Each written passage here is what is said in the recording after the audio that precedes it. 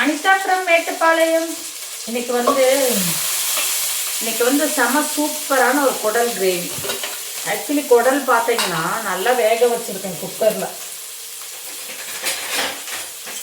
வேற லெவல், நல்லா வெந்துருச்சு.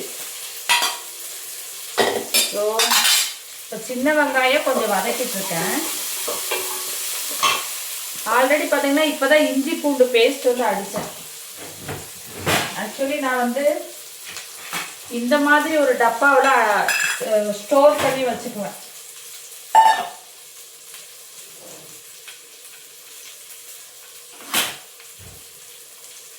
இதில் ஸ்டோர் பண்ணி வச்சுக்கிட்டோம் அப்படின்னா அது தீர தீர அப்புறமா அரைச்சிக்கலாம்.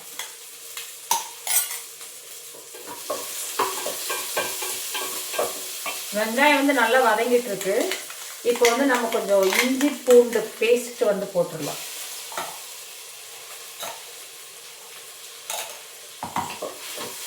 இஞ்சி பூண்டு பேஸ்ட்டுமே நல்லா வதங்கிறதுலையும் ஆல்ரெடி இதில் கொஞ்சம் இஞ்சி பூண்டு பேஸ்ட் இருக்குது. நான் அதோடய ஒரு 4 தக்காளி ஆட் பண்ணிக்கிறேன். இதை இப்போ மிக்ஸி ஜாரில் அடிச்சிட போகிறேன். ஸோ கருவேப்பிலையும் போட்டுக்கலாம். கருவேப்பிலையும் போட்டுக்கிட்டோம்னா நல்லாயிருக்கும். நல்லா வதக்கிட்டு இப்போ நான் சக்தி மட்டன் மசாலா எடுத்திருக்கேன்.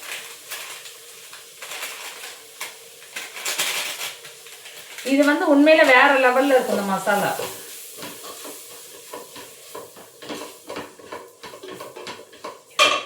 ஸோ கொஞ்சம் மஞ்சள் தூள் போட்டுக்கலாம்.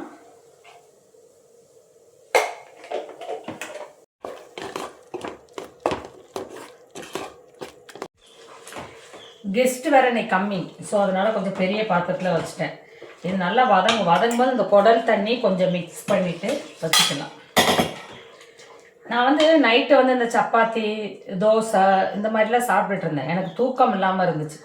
பட் எப்போ நான் நைட்டு சாப்பிட்றது கொஞ்சம் ரைஸ் சாப்பிட்டோன்னா நல்லா தூக்கம் வரும். ஸோ தூக்கம் இல்லாதவங்கெல்லாம் நைட்டு ரைஸ் சாப்பிடுங்க, ஓகேவா? கொஞ்சமாக ரைஸ் சாப்பிடுங்க. சாப்பிட்டோன்னா போய் தூங்காதீங்க. தொப்பை போட்டுரும். தொப்பை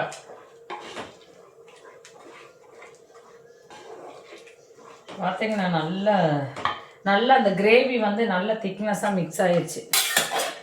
அப்புறமா நம்ம இந்த குடல் இருக்கு இல்லையா, அந்த குடல் எடுத்து அப்படியே உள்ளே போட்டுருவோம். அது வேற லெவலில் வெந்திருக்குது. குடல் வேற லெவலில் அப்படியே பூ சொல்லுவாங்களே, பூ மாதிரி வெந்திருக்குது.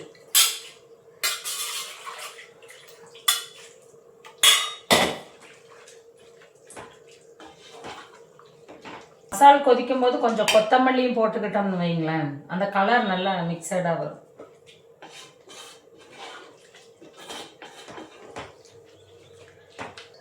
நல்ல கிரேவி எனக்கு கொஞ்சம் நல்லா திக்னஸ் ஆகும். ஸோ நம்ம மூடி போட்டு அதை வேக விட்டுடலாம். அவ்வளோதான். ரைஸ் இனி மேக் பண்ணிடுவேன். லஞ்சுக்கு இன்னைக்கு குடல் கிரேவி அப்புறம் ரைஸ். ஓகே, நம்ம சேனல் சப்ஸ்கிரைப் பண்ணிடுங்க. பக்கத்தில் இருக்க பெல் ஐக்கானே கிளிக் பண்ணிடுங்க. அப்போ தான் நான் போடுற வீடியோஸ் எல்லாம் உங்களுக்கு உடனுக்குடனே வரும்.